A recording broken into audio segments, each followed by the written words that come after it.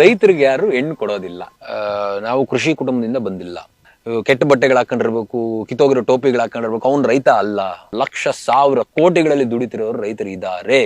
Modern ರೈತ ಅಂದ್ರೆ ಒಂದ್ 100 ಎಕರೆ ಇಟ್ಕೊಂಡಿರ್ತಾನೆ, ಬಡ್ಡಿ ಮಗ ಬಿಲ್ಡಪ್ ಕೊಡ್ತಾನೆ ಅಂತ ಅನ್ಕೊಂತಾನೆ. ಟೊಮಾಟೋ ಹಾಕೋಣ ಅಂತ ಫಸ್ಟ್ ಹೋಗಿದ್ದು, 480 ರೂಪಾಯಿ ಬಂತು ಫಸ್ಟ್ ಇನ್ಕಮ್ ನಂಗೆ ಟೊಮಾಟೋ ಅಲ್ಲಿ. ನನ್ನ ಫ್ರೆಂಡ್ಸೇ ಕೇಳ್ತಾರೆ, ನೀನ್ ಹೆಂಗೋ ಫಾರ್ಮರ್ ಆಗ್ತೀಯ ಅಂತ ಕೇಳ್ತಾನೆ. ಯಾಕೆ ಗುರು ಅಂದ್ರೆ, ಎಲ್ಲೋ ನೀನ್ ಸಾಕ್ತಿರೋದ್ ಕೋಳಿ, ನೀನ್ ಹೆಂಗೋ ಫಾರ್ಮರ್. 1000 ಕೋಟಿಗಳು ಟ್ಯಾಕ್ಸ್ ಕಟ್ತಾ ಇದಾರೆ ರೈತರು. ನಾವ್ ಅನ್ಕೊಂಡ್ಬಿಡ್ತೀವಿ LC ಸಾಫ್ಟ್ವೇರ್ ಹೈಟೆಕ್ ಅವರೇ ದುನಿಯಾ ನಡೆಸ್ತಿರೋದು, ಬೆಂಗಳೂರಿಗೆ ಬಂದು ನಾರ್ತ್ ಇಂಡಿಯನ್ಸ್ ದುನಿಯಾ ನಡೆಸ್ತವ್ರೆ ಅಂತ ಅನ್ಕೊಂತಾರೆ. ರೈತರು ನಡೆಸ್ತವ್ರೆ ದುನಿಯಾನೆ. ನಾನು 20,000 ಶರ್ಟ್ ಹಾಕ್ಬೇಕು ಅಂತಾನೆ ಆಸೆ ಪಡ್ತೀನಿ, 40,000 ರೂಪಾಯಿ ಶೂಸ್ ಹಾಕ್ಬೇಕು ಅಂತಿದ್ದೀನಿ, 1 ಕೋಟಿ ರೂಪಾಯಿ ಕಾರ್ ಹಾಕ್ಬೇಕು ಅಂತೀನಿ, 2 ಕೋಟಿ ಮನೇಲಿ ಇರ್ಬೇಕು ಅಂತ ಆಸೆ ಇದೆ, 106 ಎಕರೆ ಆಸ್ತಿ ಮಾಡ್ಬೇಕು ಅಂತ ಆಸೆ ಇದೆ, ನನ್ನ ಸುತ್ತ ಇರೋರನ್ನ ಚೆನ್ನಾಗಿ ಇಟ್ಕೋಬೇಕು ಅನ್ನೋದು ಆಸೆ. ಮಾಲ್ ಆಫ್ ಏಷ್ಯಾಗ ಹೋಗಿದ್ದೆ, ಬಾರೋ ಬಂದ, ನೀವು ರೈತ ಅಲ್ಲ, ನೀವು ಇಲ್ಲೇನ್ ಮಾಡ್ತಿದ್ರ? ಎಷ್ಟು ಉರಿತು ಅಂದ್ರೆ, ಫಾರ್ಮರ್ ಅಂತ ಹೊರದಿದ ತಕ್ಷಣ ವೆಬ್ಸೈಟ್ ಅಲ್ಲಿ ಏನ್ ಬರುತ್ತೆ, ಮೇಲೆ ನೋಡ್ತಾ ಇದ್ದಾನೆ, ಭೂಮಿ ಬರಡು ಬಿಟ್ಬಿಟ್ಟಿರುತ್ತೆ, ಇಂಥವನ್ನೇ ರೈತ ಅಂತ ಪ್ರೊಜೆಕ್ಟ್ ಮಾಡ್ಕೊಂಡ್ ಬಂದ್ಬಿಟ್ಟಿದೆ. ಅವನಲ್ಲ, 1 ಎಕರೆಯಲ್ಲಿ ಟೊಮಾಟೊ ಬೆಳಿತಾವನೆ ಅಂದ್ರೆ 2.5 ಲಕ್ಷ ರೂಪಾಯಿ ಇನ್ವೆಸ್ಟ್ ಮಾಡ್ತಿರೋಂತ ಒಬ್ಬ ವ್ಯಕ್ತಿ ರೈತ. ಅದು ಒಂದ್ಸಾರಿ ಇನ್ವೆಸ್ಟ್ಮೆಂಟ್ 5 ಲಕ್ಷನ ತೆಗಿಬಹುದು, 10 ಲಕ್ಷನ ತೆಗಿಬಹುದು, 2 ಲಕ್ಷನ ತೆಗಿಬಹುದು, ಲಾಸು ಆಗ್ಬೋದು. It is again A business like and any other business. ದಯವಿಟ್ಟು ರೈತರಿಗೆ ಮಕ್ಕಳನ್ನ, ನಿಮ್ ಹೆಣ್ಮಕ್ಳನ್ನ ಕೊಡಿ, ದಡ್ಡರಾಗ್ಬೇಡಿ, ಸಾಫ್ಟ್ವೇರ್ಗಳಿಗೆ ಕೊಟ್ಟು, ಅವ್ರಿಗೆ ಕೊಟ್ಟು, ಇವ್ರಿಗೆ ಕೊಟ್ಟು. ಸೊ ನೀವು ಹೇಳ್ತಾ ಇದ್ರಿ ಇವ್ ಏನೆಲ್ಲ ಚೆನ್ನಾಗಿದೆ, ಆರಾಮಾಗಿದೆ, ಹಂಗೆ ಹಿಂಗೆ ಅಂತ ಅಂದಾಗ, ನೀವು ರೈತ ಅಂತ ಗುರುತಿಸ್ಕೊಂಡಾಗ, ಈಗ ಒಬ್ಬ ರೈತ ಅಂತ ಗುರುತಿಸ್ಕೊಂಡ್ರೆ ಅವ್ರ ತಂದೆ ತಾಯಿ, ಅಜ್ಜ ಅವರೆಲ್ಲ ಏನಿರ್ತಾರೆ, ಎಲ್ಲ ರೈತರೇ ಇರ್ತಾರೆ, ರೈತ ಪರ ಕುಟುಂಬ ಅಂತ. ಸೊ ನಿಮ್ಮ ಫ್ಯಾಮಿಲಿ ಬಗ್ಗೆ ಹೇಳೋದ್ರೆ, ಅಪ್ಪ ಏನ್ ಮಾಡ್ತಾ ಇದ್ರು? My father is not A farmer, my mother is not A farmer, my grand father might be A farmer. ನಾವು ಕೃಷಿ ಕುಟುಂಬದಿಂದ ಬಂದಿಲ್ಲ. ಸುಮಾರು ಜನ ಅದೇ ಅನ್ಕೊಂತಾರೆ, ಏನು ಮಾಡರ್ನ್ ರೈತ ಅಂದ್ರೆ ಒಂದ್ 100 ಎಕರೆ ಇಟ್ಕೊಂಡಿರ್ತಾನೆ, ಬಡ್ಡಿ ಮಗ ಬಿಲ್ಡಪ್ ಕೊಡ್ತಾನೆ ಅಂತ ಅನ್ಕೊಂತಾನೆ. ನಮ್ಮದು ಕೃಷಿ ಜಮೀನು ಅಂತ ಈಗ ನಾನ್ ತಗಂತ ಇದ್ದೀನಿ ಬಿಟ್ರೆ, ನಮ್ದು ಕೃಷಿ ಜಮೀನು ಅಂತಾನೂ ಇರ್ಲಿಲ್ಲ. ಫಸ್ಟ್ ಇರ್ಲಿಲ್ಲ ಅಂದ್ರೆ, ಇರೋದು ಕೃಷಿ ಮಾಡಕ್ ಯೋಗ್ಯತೆ ಇಲ್ಲದೆ ಇರೋ ಜಾಗಗಳವೆಲ್ಲ.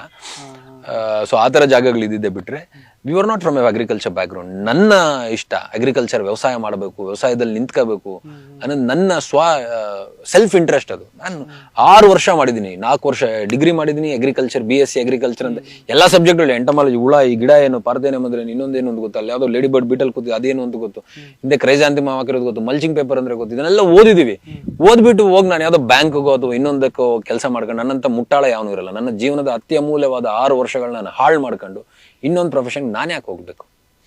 ಐ ಸ್ಟಾರ್ಟೆಡ್ ಬಿಸ್ನೆಸ್ ಮಾಡೋಣ, ಏನ್ ಮಾಡೋಣ, ವ್ಯವಸಾಯ ಮಾಡೋಣ, ಟೊಮಾಟೊ ಹಾಕೋಣ ಅಂತ ಫಸ್ಟ್ ಹೋಗಿದ್ದು. 480 ರೂಪಾಯಿ ಬಂತು ಫಸ್ಟ್ ಇನ್ಕಮ್ ನಂಗೆ ಟೊಮಾಟೊ ಅಲ್ಲಿ. ಫಸ್ಟ್ ಒಂದು 5 kg ಸಿಕ್ತು, ಸಣ್ಣ ಪ್ರಮಾಣದಲ್ಲಿ ಹಾಕಿದ್ವಿ. ಅದನ್ನ ಎತ್ಕೊಂಡು ಹೋಗಿ ಯಾವುದೋ ಕೊಟ್ಟಾಗ ಒಂದಷ್ಟು ದುಡ್ಡು, 5 kg ಅಂದ್ರೆ ಒಂದು ಚೀಲದವರೆಗೂ ಬಂತು ನಂಗೆ. 480 rupees something was my first income. So ಹಂಗೆ ವ್ಯವಸಾಯನ ನಾನು ಶುರು ಮಾಡಿದ್ದು. I choose to become a farmer. I didn't wanted to end stereotype farmer ತರ ನಾನು ಇರಬೇಕು ಅಂತ ಯಾವಾಗ್ಲೂ ಅನ್ಕೊಂಡ್ರೆ.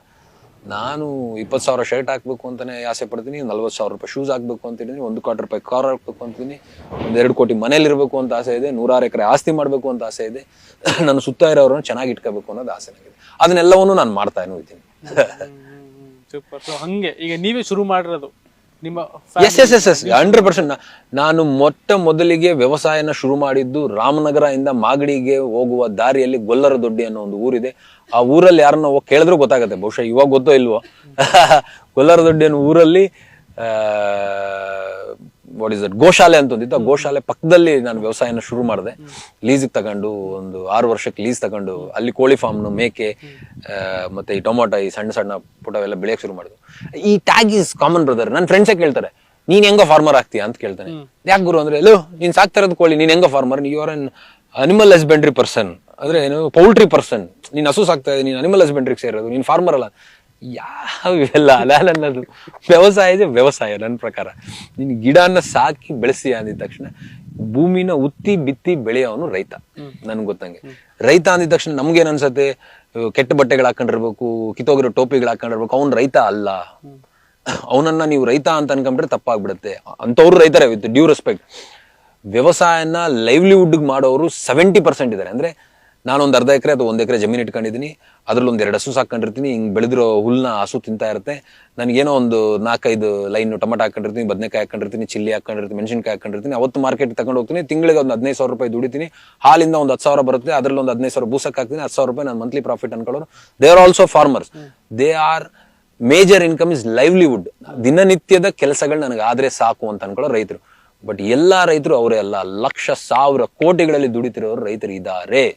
ಇಲ್ಲಿ ನಮ್ಮ ಹತ್ರ ಬಿಹಾರಿ ಅವರು ಲೇಬರ್ಗಳು ಕೆಲಸ ಮಾಡ್ತಾರೆ. ಆ ತರ ಒಂದು 10 ಫ್ಯಾಮಿಲಿ ನಾವೇ ಕಳಿಸ್ತೀವಿ, ಒಂದು 10 ಫ್ಯಾಮಿಲಿ 12 ಫ್ಯಾಮಿಲಿ ನಾವು ಲೇಬರ್ಗಳನ್ನ ಎಕ್ಸ್ಚೇಂಜ್ ಮಾಡ್ಕೊಂತ ಇರ್ತೀವಿ ನಮ್ಮ ಫ್ಯಾಕ್ಟ್ರಿಗಳಿಗೂ ಅವ್ರಿಗೂ 10-12 ಜನ ಫ್ಯಾಮಿಲಿಗಳು ಬಂದು ಕುಲ ಕಸಬುಗಳನ್ನ ಮಾಡ್ಕೊಂಡು ವ್ಯವಸಾಯ ಮಾಡ್ತಾರೆ. ಅವ್ರು ರೈತ, ಅಂತವ್ರನ್ನು ತೋರಿಸ್ಬೇಕು ರೈತ. ನಾವು ಫಾರ್ಮರ್ ಅಂತ ತೋರಿದ ತಕ್ಷಣ ವೆಬ್ಸೈಟ್ ಅಲ್ಲಿ ಏನ್ ಬರುತ್ತೆ, ಮೇಲೆ ನೋಡ್ತಾ ಇದ್ದಾನೆ, ಭೂಮಿ ಬರಡು ಬಿಟ್ಬಿಟ್ಟಿರುತ್ತೆ, ಇಂಥವನ್ನೇ ರೈತ ಅಂತ ಪ್ರೊಜೆಕ್ಟ್ ಮಾಡ್ಕೊಂಡ್ ಬಂದ್ಬಿಟ್ಟಿದೆ. ಅವನಲ್ಲ ರೈತ ಅನ್ನೋನು. Someone who could give an employment. ಒಂದ್ ಎಕರೆಯಲ್ಲಿ ಟೊಮಾಟೊ ಬೆಳಿತಾವನೆ ಅಂದ್ರೆ 2.5 ಲಕ್ಷ ರೂಪಾಯಿ ಇನ್ವೆಸ್ಟ್ ಮಾಡ್ತಿರೋಂತ ಒಬ್ಬ ವ್ಯಕ್ತಿ ರೈತ. ಅದು ಒಂದ್ಸಾರಿ ಇನ್ವೆಸ್ಟ್ಮೆಂಟ್ 5 ಲಕ್ಷನ ತೆಗಿಬಹುದು, 10 ಲಕ್ಷನ ತೆಗಿಬಹುದು, 2 ಲಕ್ಷನ ತೆಗಿಬಹುದು, ಲಾಸು ಆಗ್ಬೋದು. It is again A business like an any other business. Sir, agriculture ಅಲ್ಲಿ ಪ್ರತಿ ದಿನದ ವಹಿವಾಟು ಎಷ್ಟಿರ್ಬೋದು ಗೊತ್ತಾ ಸರ್? ಎಷ್ಟಿರ್ಬೋದು ನಿಮ್ ಪ್ರಕಾರ? 2 lakh crore ಹೆಚ್ಚು ಕಮ್ಮಿ ಇರ್ಬೋದು. It is not Google printed, I believe this is the number. 2 lakh ಕೋಟಿ ಪ್ರತಿ ದಿನ ವಹಿವಾಟು ನಡೆಯುತ್ತೆ ವ್ಯವಸಾಯದ ಮೇಲೆ ಭಾರತ ದೇಶದಲ್ಲಿ. ಎಲ್ಲಿ ಅಂತ ಅನ್ಕೊಂತೀವಿ? ಬರೀ ಮಾರ್ಕೆಟ್ ಅಲ್ಲ ಅನ್ಕೊಂತೀವಿ. ಇಲ್ಲ, ಟ್ರ್ಯಾಕ್ಟರ್ ಉಳುಮೆ ಮಾಡ್ದ ಅಂದ್ರೆ ಪೆಟ್ರೋಲು, ಟ್ರ್ಯಾಕ್ಟರ್ ವ್ಯವಸಾಯಕ್ಕೋಸ್ಕರ ಬಳಸಿರೋದು, ಆ ಟ್ರ್ಯಾಕ್ಟರ್ ಬಾಡಿಗೆ ವ್ಯವಸಾಯಕ್ಕೋಸ್ಕರ ಬಳಸಿರೋದು, ಯಾವ್ದೋ ಒಂದು ಮರ ಕಟ್ ಮಾಡೋದು ಯಾವ್ದೋ ಒಂದು ಇತ್ತು ಅಂದ್ರೆ ವ್ಯವಸಾಯದಲ್ಲಿ ಇದ್ದಾಗ ಅದು ಇದಕ್ಕೆ ಬಳಸಿರೋ urea, DAP, MOP, fertilisers, pesticides, insecticides, herbicides, ಇವೆಲ್ಲವದನ್ನು ನೀವು ತಗೊಂಡ್ರೆ ಪ್ರತಿದಿನ 1 ಲಕ್ಷ ಕೋಟಿ. ಈ ಎಲ್ಲಾ ಕೆಮಿಕಲ್ ಫರ್ಟಿಲೈಸರ್ಗಳಿಗೂ 18% GST ಇದೆ ಸರ್. ದಟ್ ಮೀನ್ಸ್ ಅಪ್ರಾಕ್ಸಿಮೇಟ್ಲಿ ಹಾಕೊಳ್ಳೋಣ ಎಷ್ಟು ಸಾವಿರ ಕೋಟಿಗಳು ಟ್ಯಾಕ್ಸ್ ಕಟ್ತಾ ಇದಾರೆ ರೈತರು. ನಾವ್ ಅನ್ಕೊಂಡ್ಬಿಡ್ತೀವಿ LC ಸಾಫ್ಟ್ವೇರ್ ಹೈಟೆಕ್ ಅವರೇ ದುನಿಯಾ ನಡೆಸ್ತಿರೋದು, ಬೆಂಗಳೂರಿಗೆ ಬಂದು ನಾರ್ತ್ ಇಂಡಿಯನ್ಸ್ ದುನಿಯಾ ನಡೆಸ್ತವ್ರೆ ಅಂತ ಅನ್ಕೊಂತಾರೆ. ರೈತರು ನಡೆಸ್ತಾವ್ರೆ ದುನಿಯಾನೆ. ಇದು ಇದೆ, ಟ್ರೋಲ್ಗಳಿದಾವೆ. ಅದು ಎಣ್ಣೆ ಹೊಡಿತಿರೋರು ನಾವ್ ಎಷ್ಟು ಟ್ಯಾಕ್ಸ್ ಕಟ್ತೀವಿ ಗೊತ್ತಾ? ಅವ್ರು ಎಷ್ಟು 18% ಕಟ್ತಿರ್ತಾರೆ ಟ್ಯಾಕ್ಸ್. ಈ ಒಂದು ಫರ್ಟಿಲೈಸರ್ ಒಂದು ಮೂಟೆ ಅಥವಾ ಗೊಬ್ಬರದ ಮೂಟೆ, ಒಂದು ಕಾಂಪ್ಲೆಕ್ಸ್ ಫರ್ಟಿಲೈಸರ್ ಒಂದು ಮೂಟೆ ತಗೊಂಡ್ರೆ ಅವರು 18% ಕಟ್ತಿರ್ತಾರೆ. 4,500 5,000 ರೂಪಾಯಿ ಒಂದು ಕಾಂಪ್ಲೆಕ್ಸ್ ಫರ್ಟಿಲೈಸರ್ ಮೂಟೆ. 18% ಎಷ್ಟಾಯ್ತು? ಒಂದು ಸಣ್ಣ ಬಾಟ್ಲಿ 1,000-2,000 ಇರುತ್ತೆ ಕೆಮಿಕಲ್. ಇದು 18% ಎಷ್ಟಾಯ್ತು? They are all indirectly committed towards taxation to the nation. They are building, farmers are building the nation. ನಾನು ಪ್ರಶ್ನೆ ಮಾಡ್ತೀನಿ ಇಷ್ಟೊಂದೆಲ್ಲ ಕೇಳಿದ್ಮೇಲೆ. ಈಗ ನೀವು ಓದಿ, ಸೊ ಇದನ್ನ ಏನ್ ಮಾಡ್ಬೇಕು ಅದನ್ನ ಮಾಡ್ತಾ ಇದೀರಾ, ಓದಿ ನೀವು ಇದನ್ನ ಮಾಡ್ತಾ ಇದ್ದೀರಾ. ಅಂಡ್ ಕೆಲವ್ರು ಇರ್ತಾರೆ, ರೈತಾಪಿ ಕುಟುಂಬನೇ ಇರ್ತಾರೆ, ಚೆನ್ನಾಗಿ ಓದ್ತಾರೆ, ಅವರ ಒಂದು ಜಮೀನುಗಳನ್ನ ಬಿಟ್ಟು ಸೊ ನೆಕ್ಸ್ಟ್ ಅವ್ರು ಬರೋದು ಬೆಂಗಳೂರಿಗೆ, IT ಫೀಲ್ಡ್ ಹುಡ್ಕೊಂಡು, ಇಲ್ಲ ನಾನು ರೈತ ಬೇಡ, ಸಾಕು ನನಗೆ, ನಮ್ಮ ಅಪ್ಪನ್ ಇದಕ್ಕೆ ಸಾಕು, ನಾನು ಇನ್ನೊಂದೇನೋ ಮಾಡೋಣ ಅಂತ ಅಲ್ಲಿ ಬರ್ತಾರೆ. ಸೊ ಅಲ್ಲಿ ಬಂದ್ರು ಬೇರೆಯವ್ರ ಕೈ ಕೆಳಗಡೆ ಕೆಲಸನೇ ಮಾಡಬೇಕು. ತಿಂಗಳಿಗೆ 20,000, 25,000, 30,000, 50,000 ಇಷ್ಟು ದುಡಿಬಹುದು. ಸೊ ಅಂತವ್ರಿಗೆ ನಿಮ್ಮ ಒಂದು ಆನ್ಸರ್ ಏನಿರುತ್ತೆ ಸರ್? ಐ ಮೀನ್ ನಿಮ್ಮ ಉದ್ದೇಶ ಅಷ್ಟೇ ಇದ್ದಿದ್ರೆ ಏನೂ ಮಾಡೋಕ್ಕಾಗಲ್ಲ. ಇವಾಗ ನಾನು ನಂದು MSc ಮುಗಿದ ತಕ್ಷಣ ತೃಪ್ತಿಗೆ ಹೋಗ್ಬಿಟ್ಟು, ದೇವರೇ ಒಂದು 30,000 ಸಂಬಳ ಕೊಟ್ಬಿಡಪ್ಪ ಸಾಕು ಅಂತ ನಾನೇ ಬೇಡ್ಕೊಂಡಿದ್ದೆ. ಕಟ್ ಮಾಡಿದ್ರೆ 30,000 ಸಂಬಳ ಕೊಟ್ರು. 50 ದಿನ ಕೆಲಸ ಮಾಡಿದೆ ಒಂದು UPL MNC ಕಂಪನಿಗೆ.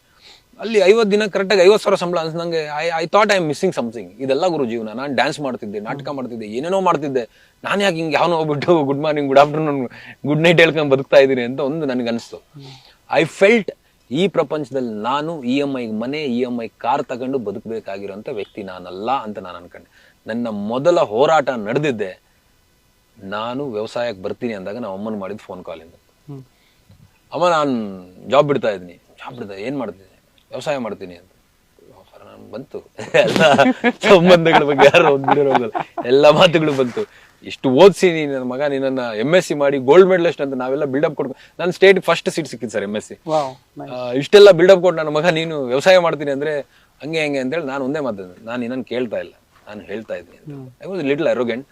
ನಾನು ಹೇಳ್ತಾ ಇಲ್ಲ ನಿಮ್ಗೆ, ನಾನು ಕೇಳ್ತಿಲ್ಲ, ನಿಮ್ ಪರ್ಮಿಷನ್ ತಗೊಂತಿಲ್ಲ ಅಂತ ನಾನು ಕ್ವಿಟ್ ಮಾಡಿ ಎಕ್ಸಿಟ್ ಮಾಡಿ ಹೊರಗಡೆ ಬಂದೆ. ಅದಾದ್ಮೇಲೆ ದೊಡ್ಡ ದೊಡ್ಡ ಹೋರಾಟಗಳು ನಡೀತು. ಅಂದ್ರೆ ನೀನು ಹಿಂಗ್ ಮಾಡ್ಬಿಟ್ರೆ ಹೆಂಗೆ ಹಂಗೆ ಹೆಂಗೆ. ದ ಫೈನಲ್ ಡಿಸಿಷನ್ ನಮ್ಮ ಫ್ಯಾಮಿಲಿ ನಮ್ಗೆ ಕೊಟ್ಟಿದ್ದೇನು ಅಂದ್ರೆ, ನಮ್ಮೂರಲ್ಲಿ ವ್ಯವಸಾಯ ಮಾಡಬೇಡ ಗುರು ನೀನು.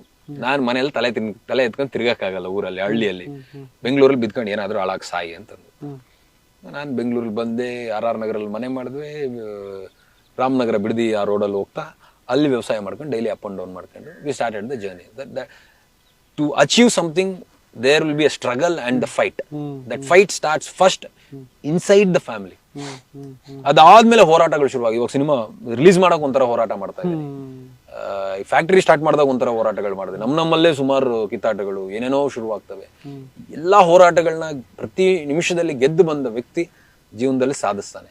ಸೂಪರ್. ಅಂಡ್ ಇನ್ನೊಂದು ನಾನು ಪ್ರಶ್ನೆ ಮಾಡ್ಬೇಕು ಏನು ಅಂತಂದ್ರೆ, ಒಂದಷ್ಟು ಸೋಷಿಯಲ್ ಮೀಡಿಯಾದಲ್ಲಿ ಯಾರ ಕಾಲೇಜ್ ಗರ್ಲ್ಸ್ ಹುಡುಗಿರಿಗೆ ಕ್ವಶನ್ ಕೇಳಿದೆ, ನಿಮ್ಮ ಹುಡುಗ ಹೆಂಗಿರ್ಬೇಕು, ಏನ್ ಅರ್ನಿಂಗ್ ಮಾಡ್ಬೇಕು ಅಂತ ಕೇಳಿದಾಗ ಇಷ್ಟಿಷ್ಟು ಲಕ್ಷ, ಇಷ್ಟಿಷ್ಟು ಕೋಟಿ ಅಂತ ಹೇಳ್ತಾರೆ. ಸೊ ಇದಾದ್ಮೇಲೆ ಇನ್ನೊಂದಷ್ಟು ಜನ ನಾನು ನೋಡಿರೋದು ರೈತರೇ ಸ್ವತಃ ನನಗೆ ಮದುವೆ ಆಗಿಲ್ಲ ಅಂತ ದೇವ್ರುಗಳಿಗೆ ಹರಕೆ ಕಟ್ಕೊಳ್ಳೋದು ಕೂಡ ನಾನು ನೋಡಿದೀನಿ. ರೈತರು ಅಂತ ಅಂದ್ರೆ ಯಾಕೆ ಹೆಣ್ಣು ಕೊಡೋದು? ಬ್ಯೂಟಿಫುಲ್ ಆಗಿ ಹೇಳ್ತೀನಿ brother. ರೈತರಿಗೆ ಯಾರು ಹೆಣ್ಣು ಕೊಡೋದಿಲ್ಲ. ಯಾಕೆ? ಮಣ್ಣಲ್ಲಿರ್ತಾನೆ, ಉಳುಮೆ ಗೈಮೆ ಮಾಡ್ಕೊಂಡಿರ್ತಾನೆ, ಕಸ ಕಡ್ಡಿಗಳಲ್ಲಿ ಇರ್ತಾನೆ ಅನ್ನೋ ಕಾನ್ಸೆಪ್ಟ್ ಅಲ್ಲಿ ಸಾಫ್ಟ್ವೇರ್ ಅವ್ನಿಗೆ ಜಾಬ್ ಕೊಡ್ತೀರಿ. ಯಾಕೆ ಅವನು 30,000 40,000 ಸಂಬಳ ತಗೊಂತ ಇರಿದ್ರಿ? ಯಾವತ್ತು ಅವ್ನಿಗೆ ರೆಸಿಷನ್ ಬಂದು ಯಾವತ್ತು ಕಿತ್ತ ಎಸಿತಾರೋ ಗೊತ್ತಿಲ್ಲ. ನನ್ನ ತಮ್ಮಂದಿರು ಲಕ್ಷಾಂತರ ರೂಪಾಯಿ ಸಂಬಳ ತಗೊಂಡ್ರೆ ಪುಕ ಅಂತ ಒದ್ದಾಡ್ತಿರ್ತಾರೆ. ಆದ್ರೆ ರೈತ ಅನ್ನೋನು ಅವ್ನು ಯಾವತ್ತು ಎವರ್ ಗ್ರೀನ್. ಸ್ವಲ್ಪ ನಾಲೆಜಬಲ್ ಆಗಿ ಯೋಚನೆ ಮಾಡ್ಕೊಂಡು ಬಂದ ಅಂದೆ ಒಬ್ಬ ರೈತ ಈಸ್ ಆಲ್ವೇಸ್ ಶೆರಿಶಿಂಗ್ ಪರ್ಸನ್. ನೀವು ಏನು ಬೇಡ, 1 ಎಕರೆ ಇಲ್ಲಿ ನಾವು ನಿಂತಿರೋ ಜಾಗದ 1 ಎಕರೆ ಬೆಲೆ 3.5 ಕೋಟಿ. ಈ ಜಾಗದ ಬೆಲೆ ಯಾವ ಸಾಫ್ಟ್ವೇರ್ ಇಂಜಿನಿಯರ್ 3.5 ಕೋಟಿ ಅವ್ನು ಜೀವನ ಪೂರ್ತಿ ದುಡ್ಕೊಂಡಿರ್ತಾನೆ? ಯಾವುದೇ ಭೂಮಿ ಯಾವುದೇ ಒಂದು ಭೂಮಿ 1 ಎಕರೆ ಬೆಲೆ ಎಷ್ಟಿರುತ್ತೆ? ಮಿನಿಮಮ್ 25 ಲಕ್ಷ ಕಮ್ಮಿ ಯಾವ ಹಳ್ಳಿ ಮೂಲೆಗಳಲ್ಲೂ ಸಿಗ್ತಿಲ್ಲ. ವ್ಯವಸಾಯ ಮಾಡ್ತಿರೋ ರೈತ ಒಂದು 5 ಎಕರೆ ಇಟ್ಕೊಂಡು 1 ಕೋಟಿ ಪ್ರಾಫಿಟಬಲ್ ಅಸೆಟ್. ಇವತ್ತಿಂದ ನಾಳೆಯಿಂದ ಅದು ಬೆಳಿತಾನೆ ಹೋಗ್ತಾ ಇವನ್ನ. ದಯವಿಟ್ಟು ರೈತರಿಗೆ ಮಕ್ಕಳನ್ನ, ನಿಮ್ಮ ಹೆಣ್ಮಕ್ಳನ್ನ ಕೊಡಿ, ದಡ್ಡರಾಗ್ಬೇಡಿ. ಸಾಫ್ಟ್ವೇರ್ಗಳಿಗೆ ಕೊಟ್ಟು, ಅವ್ರಿಗೆ ಕೊಟ್ಟು, ಇವ್ರಿಗೆ ಕೊಟ್ಟು. ಕೋಟ್ಯಾಧಿಪತಿ ರೈತ, ರಾಜ ರೈತ. ಆ ರೈತನಿಗೆ ನಿಮ್ ಮಕ್ಕಳನ್ನ ಕೊಡಿ, ನೋಡ್ಕೊಳ್ಳಿ. ನೀವೇ ಎಕನಾಮಿಕಲಿ ಫಿಸಿಬಲ್ ಆಗಿ ಯೋಚನೆ ಮಾಡ್ಕೊಂಡು ಯೋಚನೆ ಮಾಡಿ. ಅಂಡ್ ಈ ವರ್ಡ್ಸ್ ಗಳಿಂದ ಇನ್ನೊಂದಷ್ಟು ಜನ ಇನ್ಸ್ಪೈರ್ ಆಗ್ಬೋದು. ನಾವು ಶಶಿ ತರ ಕೆಲಸ ಮಾಡೋಣ ಅಂತ ಒಂದಷ್ಟು ಜನ ಮುಂದೆನೂ ಬರ್ಬೋದು.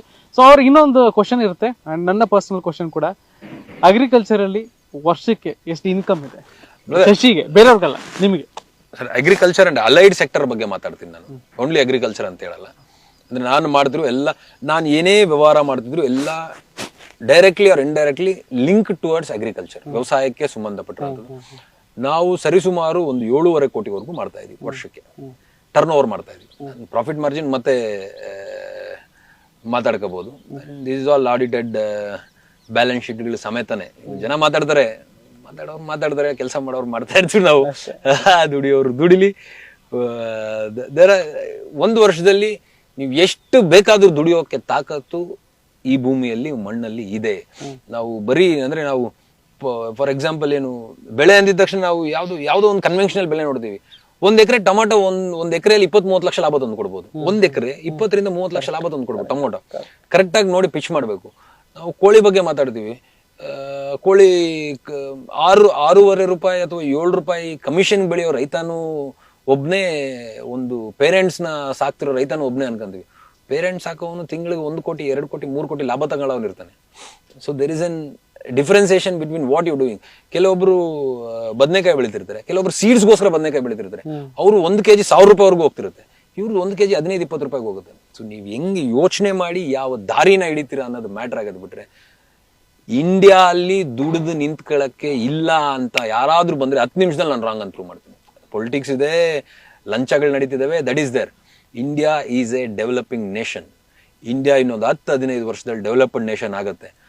ಆ ಇಂಡಿಯಾ ಯಾವ ರೀತಿ ಪ್ರೋಗ್ರೆಸ್ ಆಗ್ತಿದೆ ಅದ್ರ ಪ್ಯಾರಲಲ್ ಆಗಿ ನಾವು ಹೋಗ್ಬಿಟ್ರೆ ನಿಮ್ಮೆಲ್ಲರ ಮನೆಯಲ್ಲಿ ಇನ್ನೊಂದು 10 ವರ್ಷಕ್ಕೆ BMW ಕಾರ್ಗಳಿರ್ತವೆ, ಸೈಟ್ಗಳಿರ್ತವೆ, ಬಂಗ್ಲೆಗಳು ಕಟ್ಟಿರ್ತೀರ. ಆ ಲೈನಲ್ಲಿ ಹೋದ್ರೆ. ಹೋಗ್ಲಿಲ್ಲ, ನಾನು ಇನ್ನ ಸ್ಟೀರಿಯೋಟೈಪ್ ಮೀಡಿಯೋಕ್ರೆಸಿ ಇಲ್ಲ, ನಾನು ಇಲ್ಲೇ ಇರ್ತೀನಿ, ನಾನು ಯಾಕೆ ಹೊರಗಡೆ ಬರ್ಬೇಕು, ರೈತ ಅಂದ್ರೆ ಇವೆಲ್ಲ ಮೈಂಡ್ ಸೆಟ್ ಇಟ್ಬಿಟ್ರೆ ಏನು ಮಾಡೋಕ್ಕಾಗಲ್ಲ. ನಾನು ಮೊನ್ನೆ ಮಾಲ್ ಆಫ್ ಏಷ್ಯಾಗೆ ಹೋಗಿದ್ದೆ. ಯಾರೋ ಬಂದ, ನೀವು ರೈತ ಅಲ್ಲ, ನೀವು ಇಲ್ಲೇನ್ ಮಾಡ್ತಿದ್ರ? ಎಷ್ಟು ಉರಿತು ಅಂದ್ರೆ ನಾನು ಫೋನಲ್ಲಿದ್ದೆ. I weighted there. ನಾನು ಆ ಫೋನ್ ಕಟ್ಟಾಗ್ಲಿ ಇವ್ರಿಗೆ ಆನ್ಸರ್ ಮಾಡ್ಬೇಕು ಅಂತ. ಒಂದು 5 ನಿಮಿಷ ಫೋನ್ ಮಾತಾಡ್ಬಿಟ್ಟು ಸರ್ ಇನ್ನೊಂದ್ಸರಿ ಇಲ್ಲಂತೆ, ನೀವು ರೈತ ಅಲ್ವಾ, ಇಲ್ಲೇನ್ ಮಾಡ್ತಾ ಇದ್ರಿ ಅಂತ. ನನಗೆ ಗ್ರೌಂಡ್ ಫ್ಲೋರ್ ಫುಲ್ ಖಾಲಿ ಇದೆ ಅಂತೆ, ಯಾರೋ ಬಾಡಿಗೆ ಕೊಡ್ತೀನಿ ಅಂತ, ಟೊಮೊಟೊ ಬೆಳೆಯೋಣ ಅಂತ ಮಾತಾಡಕ್ ಬಂದೆ ಅಂತಂದೆ. ಏನ್ ಮಾತಾಡ್ತೀರ ಬ್ರದರ್, ಯಾಕೆ ಹಿಂಗೆ? ನಾನು ಮಾಲ್ಗೆ ಬರಬಾರ್ದ? ಯಾಕೆ ಬರಬಾರ್ದು ನಾನು ಮಾಲ್ಗೆ? ನೀವು ಪೆಟ್ರೋಲ್ ಹಾಕ್ಸ್ಕೊಳಕ್ ಹೋಗ್ತೀನಿ, ನೀವು ರೈತ ಅಲ್ಲ, ನೀವು ಇಲ್ಲೇನ್ ಮಾಡ್ತಿದ್ಯಾ ಅಂದ್ರೆ ನಾನು ಕಾರಲ್ಲಿ ನೋಡ್ಬಾರ್ದು, ಕಾರ್ ಪೆಟ್ರೋಲ್ ಹಾಕ್ಸ್ಕೋಬಾರ್ದು. ನಾನು ನೀವು ರೈತ ಅಲ್ವಾ, ಯಾವುದೋ ಎಲ್ಲೋ ಒಂದು ಒಳ್ಳೆ ಫ್ಯಾನ್ಸಿ ರೆಸ್ಟೋರೆಂಟ್ ಅಲ್ಲಿ ಊಟ ಮಾಡ್ತಾರೆ, ನೀವು ರೈತ ಅಲ್ವಾ, ನೀವ್ ಯಾಕೆ ಇಲ್ಲಿದ್ದೀರಾ? ನನ್ನ ಕಮ್ಯುನಿಟಿಯಲ್ಲಿರೋ ಸೂಪರ್ ಮಾರ್ಕೆಟ್ ಅಲ್ಲಿ ತರಕಾರಿ ತಗೊಳಕ್ ಹೋದಾಗಂದ, ನೀವು ರೈತ ಅಲ್ಲ, ನಾನು 1 ತಿಂಗಳಿಂದ ನೋಡ್ತಾ ಇದ್ದೀನಿ, ನೀವು ಇಲ್ಲೇ ಇದ್ರಿ ಯಾಕೆ? ಅನ್ಕಂಡೆ ರೈತ ಅನ್ನೋನು ಅವನಲ್ಲ, ನೀವ್ ಅನ್ಕೊಂಡ್ರು ಲೇತ ಅಲ್ಲ. ಇವಾಗ ಟಕ್ಕಂದಿಲ್ ನಮ್ಮ ಲೇಬರ್, ಬಿಹಾರಿಂದ ಬಂದಿರೋ ಲೇಬರ್ ಇದಾರೆ, ಅವ್ರಿಗೆ ಹಿಂಗ್ ಪ್ಯಾನ್ ಮಾಡ್ಬಿಟ್ಟು ಒಂದ್ ಫೋಟೋ ಹೊಡ್ಬಿಟ್ರೆ ಅವ್ನ್ ರೈತ ಅಂತಾರೆ, ನಾನಲ್ಲ ಅಂತಾರೆ. ಅಂದ್ರೆ ಒಂದು ಇಮ್ಯಾಜಿನೇಷನ್ ಇದೆ. ಈಗ ಸ್ಕೂಲ್ ಟೈಮಿಂದ ಒಂದು ಇಮ್ಯಾಜಿನೇಷನ್ ಇದೆ, ರೈತ ಅಂತ ಅಂದ್ರೆ 2 ಹಸು ಒಂದು ಭೂಮಿನ ಕಲ್ಟಿವೇಟ್ ಮಾಡ್ತಾ ಇರೋನು, ಪಂಚೆ ಉಟ್ಕೊಂಡಿರೋನು, ಶರ್ಟ್. ಅಲ್ಲ, ಅದಿದ್ರೆ ಒಳ್ಳೇದು, ಬಟ್ ಅದಿಲ್ಲ. ಅಲ್ಲಿ ಇರೋದೇನು, ರೈತ ಅಂದಿದ ತಕ್ಷಣ ಹಿಂಗ್ ತಲೆ ಮೇಲೆ ಬಟ್ಟೆ ಹಾಕೊಂಡು ಹಿಂಗ್ ಬೆಳೆ ನೋಡ್ತಾ ಇರೋಂತ ಇಮೇಜ್ಗಳು ನಮ್ಮ ಪೊಲಿಟಿಕಲ್ ಸಿಸ್ಟಮ್ ಕ್ರಿಯೇಟ್ ಮಾಡ್ಬಿಟ್ಟಿದೆ. ರೈತನಿಗೆ ಸಿಟಿ ಅಂದ್ರೆ ಏನು ಅನ್ನೋದೇ ಗೊತ್ತಿಲ್ಲ. ದಡ್ ನನ್ ಮಗ ಏನೋ ಹಂಗೆ ಹಿಂಗೆ ಇರ್ತಾನೆ ಅಂತ ಏನೇನೋ ಅನ್ಕೊಂಡ್ಬಿಟ್ಟಿರ್ತಾರೆ. ಸರ್, ನಾನು ಒಂದು ವೆನ್ಸಾಯ್ ಅಂತ, ಸಾರಿ, ಇಲ್ಲೊಬ್ರು ಫಾರ್ಮರ್ ಇದಾರೆ ಸರ್, ಚನ್ನಪಟ್ಟಣದಿಂದ ಬಂದು ಇಲ್ಲಿ ರೋಸ್ ಮಾಡ್ತಾವ್ರೆ ಸರ್. ರೋಸ್ ಪೌಚ್ ಇರುತ್ತಲ್ಲ ಸರ್, 22 ಲಕ್ಷ ರೂಪಾಯಿ ಪೌಚ್ಗಳು ಪರ್ಚೇಸ್ ಮಾಡ್ತಾರೆ ಸರ್ ಅವರು. ನಾನು ಯಾವುದೋ ಒಂದು ರೆಕಮೆಂಡೇಶನ್ ಮಾಡಿದ್ದೆ, ಅವ್ರು ನಂಗೆ ಫೋನ್ ಮಾಡಿ, you spoiled my 22 lakhs brother ಅಂದ್ರು. ಯಾಕೆ ಸರ್ ಅಂದೆ, ನಾನು ಪೌಚ್ಗಳು ಇಡಿಸ್ತಿಲ್ಲ ನಮ್ಮ ರೋಸ್ಗೆ, ಐ ಲಾಸ್ಟ್ 22 lakhs ಅಂದೆ. But I am still happy, the rose quality is bigger size, I am purchasing the bigger and I will get much more profit for Valentine's day ಅಂತೇಳಿ. 22 ಲಕ್ಷ ಪೌಚ್ಗಳನ್ನ ಎಸ್ದ ಅವನು ರೈತಾನೆ. ಅದನ್ನ ನಾವು ತಲೆ ಇಟ್ಕೋಬೇಕು. ಈ ತರ 1000 ಕ್ಯಾಪ್ಸಿಕಮ್ ಬೆಳೆದು ಕೋಟ್ಯಾದ ರೂಪಾಯಿ ಮಾಡ್ತಾ ಇದ್ದಾರೆ. We have to project showcase him like that. ನಾನು ಯಾವತ್ತು ನಾನು ಟವಲ್ ಹಾಕೊಂಡು ನಾನು ಬಡವ, ನಂಗೆ ಗೊತ್ತಿಲ್ಲ, ನಾನು ಅನ್ನೋದು ಇಲ್ಲ. ದಟ್ ಅಟ್ರಾಕ್ಟ್ಸ್ ನೆಗೆಟಿವ್ ಎನರ್ಜಿ ಅಂತ ವಾಟ್ ಐ ಬಿಲೀವ್. ಎಸ್, ಸಾಕಷ್ಟು ವಿಚಾರಗಳನ್ನ ಮಾತಾಡಿದ್ರಿ. ಅಂಡ್ ಈ ಮೂಲಕ ಜನರಲ್ಲಿ ಇರುವಂತ ರೈತ ಅಂದ್ರೆ ಇರೋ ಒಂದು ಮೈಂಡ್ ಸೆಟ್ ಬದಲಾಗಬೇಕು. ಅಂಡ್ ಫೈನಲ್ ಏನಿದೆ ನಿಮ್ಮ ಪ್ಲಾನ್ಸ್ಗಳು ನೆಕ್ಸ್ಟ್ ಫ್ಯೂಚರ್ ಅಲ್ಲಿ? Sir, explore the world. Explore in the sense ಏನೋ ಟ್ರಾವೆಲ್ ಆಗಿ ಮಾಡ್ತೀನಿ, ಅದೆಲ್ಲ ನನ್ಗೆ ಗೊತ್ತಿರೋ ಅಂತದ್ದು. ಎಲ್ಲವನ್ನು ಅನುಭವಿಸಬೇಕು ಜೀವನದಲ್ಲಿ. ಎಲ್ಲೋ ಒಂದು ಪೂಲ್ ಇರುತ್ತೆ, ಹೋಗಿ ಬೀಳು. ಎಲ್ಲೋ ಒಂದು ಬಾವಿ ಇರುತ್ತೆ, ಹೋಗಿ ಈಜೋಡಿ. ಎಲ್ಲೋ ಒಂದ್ ಕಡೆ ಒಳ್ಳೆ ಹಣ್ಣು ಇರುತ್ತೆ, ಹೋಗಿ ತಿನ್ನು. ಯಾವ್ದೋ ಒಂದು ಬಿಸ್ನೆಸ್ ಬಗ್ಗೆ ಮಾತಾಡ್ತಾನೆ, ಪಾರ್ಟಿಸಿಪೇಟ್ ಮಾಡು. We all bloody damn live in this life for 60, 70 or 75 years. Explore every bloody damn in the world. ಪ್ರತಿಯೊಂದನ್ನ ನೋಡಿ ಸತ್ತೋಗ್ಬಿಡಿ. ಯಾವಾಗ ಸಾಯ್ತೀವಿ ಗೊತ್ತಿಲ್ಲ. ಅಂದ್ರೆ ಈ ಸಾಯೋದನ್ನು ಸುಖಕರವಾಗಿ ಸಾಯ್ಬೇಕು ಅಂತಾರೆ. ಅಂದ್ರೆ ಹೆಂಗ್ ಸುಖಕರವಾಗಿ ಸಾಯ್ಬೋದು ಅಂದ್ರೆ, ವರ್ಕೌಟ್ ಮಾಡಿ, ಒಳ್ಳೆ ಅಡಿಗೆಗಳನ್ನ ತಿನ್ನಿ, ಒಳ್ಳೆ ಊಟನ ಮಾಡಿ, ಒಳ್ಳೆ ಜನರ ಸವಾಸ ಮಾಡಿ. ಕೆಟ್ಟ ಜನ ಇದ್ದಾರೆ ಅಂದ್ರೆ ಅವ್ರನ್ನ ಡಿಲೀಟ್ ಮಾಡ್ಕೊಂಡು ಹೋಗಿ ಜೀವನದಲ್ಲಿ. ಇಷ್ಟನ್ನ ನಾವು ಫಾಲೋ ಮಾಡ್ಕೊಂಡು ಹೋಗ್ಬಿಟ್ರೆ ಸುಖಕರವಾಗಿ ಸಾಯ್ತೀವಿ. ಅಂದ್ರೆ ಅಟ್ ದ ಏಜ್ ಆಫ್ 60 ನೀನ್ ಆರಾಮಾಗಿ ನಡೀತಿರ್ತೀಯ, ಓಡ್ತಿರ್ತೀಯ, ಅಥವಾ ಏನೋ ಒಂದು ಹ್ಯಾಪಿ ಆಗಿರ್ತೀಯ ನೀನು. That is again happy death. ಟಕ್ಕಂತ 63ಕ್ಕೆ ಸತ್ತೋಗ್ಬಿಡು, ನೋ ಪ್ರಾಬ್ಲಮ್. ಇನ್ನೊಂದು 30 ವರ್ಷ ನರಳಾಡ್ಕೊಂಡು ಬೆಡ್ ಮೇಲೆ ಯಾವನೋ ಬಂದು ಚಿಕ್ಕ ತೊಳೆದ, ಯಾವನೋ ಬಂದು ಡ್ರಾಪ್ ಆಗ ನೀರ್ ಕುಡಿಸ್ದ, ಅದು ಕಷ್ಟ. ಅದೇನಾದ್ರೂ ಪ್ರಾಬ್ಲಮ್ ಆಗ ಹಂಗಾದ್ರೆ ಅದು ಬೇರೆ ತರ. ನಾವೇ ಕೆಟ್ಟ ಊಟಗಳನ್ನ ತಿನ್ಕೊಂಡು ನಾವೇನ್ ಸಾಚಾ ಅಂತ ಹೇಳ್ತಿಲ್ಲ. We do parties, it's not like that. Limit for everything. ಒಂದ್ 10 ಕಿಲೋಮೀಟರ್ ಓಡಿದ್ರೆ ಒಂದು ಪಾರ್ಟಿ ಮಾಡೋಣ ಅಂತ ನಮ್ಮ ಗ್ರೂಪ್ ನ ಅಜೆಂಡಾ. ನಾವು ಒಂದು 5-6 ಜನ ಸೇರ್ಕೊಂಡು ಹಿಂಗ್ ಪ್ಲಾನ್ ಮಾಡ್ಕೊಂಡಿದ್ವಿ ಅಷ್ಟೇ. Yes, thank you sir. ಇಷ್ಟೊತ್ತು ಮಾತಾಡೋದಕ್ಕೆ ಫಿಲ್ಮ್ ಬೀಟ್ ಒಟ್ಟಿಗೆ ನಿಮ್ಮ ಒಂದಷ್ಟು ಅನಿಸಿಕೆಗಳನ್ನ ಹಂಚ್ಕೊಂಡ್ರಿ. ರೈತ ಅಂದ್ರೆ ಏನು ಅನ್ನೋದನ್ನ ಕೆಲವರು ಹಿಂಗ್ ಕಣ್ಮುಚ್ಕೊಂಡಿರ್ತಾರೆ, ರೈತ ಅಂತ. ಸೊ ಅದನ್ನ ಕಣ್ತರಿಸುವಂತ ಪ್ರಯತ್ನ ಈ ಪ್ರೋಗ್ರಾಮ್ ಮೂಲಕ ಆಗಿದೆ ಅಂತ ನಾನು ಅನ್ಕೋತೀನಿ. ಸಾಕಷ್ಟು ವಿಚಾರಗಳನ್ನ ಹಂಚ್ಕೊಂಡ್ರಿ, ಇಷ್ಟೊತ್ತು ಮಾತಾಡೋದಕ್ಕೆ thank you so much. Thank you ಎಲ್ಲ ಫಿಲ್ಮಿ ಬೀಟ್ ವೀಕ್ಷಕರಿಗೂ. ಫಿಲ್ಮಿ ಬೀಟ್ ನ ಸಪೋರ್ಟ್ ಮಾಡಿ, ಎಂಕರೇಜ್ ಮಾಡಿ, ಹಂಗೆ ನಮ್ಮ ಸಿನಿಮಾನ ಸಪೋರ್ಟ್ ಮಾಡಿ, ನಮ್ಮನ್ನು ಎಂಕರೇಜ್ ಮಾಡಿ. Thank you. Jai Hind, Jai Karnataka. Love you all. Yes, ನೋಡಿದ್ರಲ್ಲ ಬಿಗ್ ಬಾಸ್ ಶಶಿ ಅವರ ಜರ್ನಿ. ಬಿಗ್ ಬಾಸ್ ಆದ್ಮೇಲೆ ಯಾವ ರೀತಿಯಾಗಿ ಇದೆ, ಸಾಕಷ್ಟು ಜನ ಕಮೆಂಟ್ ಅನ್ನ ಮಾಡ್ತಾ ಇದ್ರಿ. ಜೊತೆಗೆ ಅವರ ಒಂದು ಇನ್ಸ್ಟಾಗ್ರಾಮ್ ಕೂಡ ಕಮೆಂಟ್ ಅನ್ನ ಮಾಡ್ತಾ ಇದ್ರಿ, ಏನ್ ಮಾಡ್ತಾ ಇದಾರೆ, ಏನು ಎತ್ತ ಅಂತ. ಪ್ರತಿಯೊಂದಕ್ಕೂ ಕೂಡ ಫುಲ್ ಸ್ಟಾಪ್ ಸಿಕ್ಕಿದೆ ಈ ಮೂಲಕ ಅಂತ ಹೇಳ್ತಾ, ಅಂಡ್ ಆದಷ್ಟು ಬೇಗ ಅವರ ಸಿನಿಮಾ ಕೂಡ ಬರ್ತಾ ಇದೆ. ಸಿನಿಮಾ ಹತ್ರ ಬಂದಾಗ ಆವಾಗ್ಲೂ ಕೂಡ ಕರೆಸಿ ಇನ್ನೊಂದಷ್ಟು ವಿಚಾರಗಳನ್ನ ಸಿನಿಮಾ ಬಗ್ಗೆ ಮಾತಾಡ್ತೀನಿ. ಅಂಡ್ ಈ ಎಪಿಸೋಡ್ ನಿಮಗೆ ಇಷ್ಟ ಆಗಿದೆ ಅಂತ ಅನ್ಕೊಳ್ತಾ ನೆಕ್ಸ್ಟ್ ಎಪಿಸೋಡ್ ನಲ್ಲಿ ಸಿಗ್ತೀನಿ. ನಮಸ್ತೆ.